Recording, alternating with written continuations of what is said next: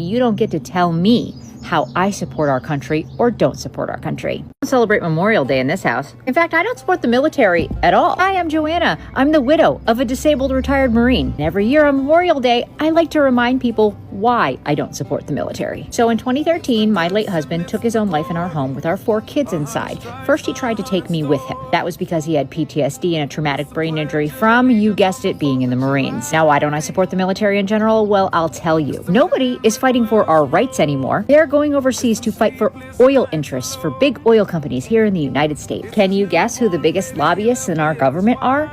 Oil companies. You guessed right. You got it. And do you know what the military does to people from the time they sign their name on that dotted line? They are breaking them down mentally. Look up what happens to people after being just in boot camp. Then you send them overseas to fight a war that's not actually happening, looking for weapons of mass destruction. And all they're doing is hurting other people, hurting themselves, and then going home and hurting their families. I like to take every single Memorial Day and remind people that no, people are not dying for our freedoms. They are dying for rich men's oil. I got left with 4 broken children and a whole lot of trauma. My middle son is currently hospitalized for suicidal ideation that has to do with his father's passing. All right, keyboard warriors, go ahead and tell me how I'm unpatriotic and a dumb liberal. I was his caregiver. I saw what the military did. Until you've walked a mile in my shoes, you don't get to tell me how I support our country or don't support our country.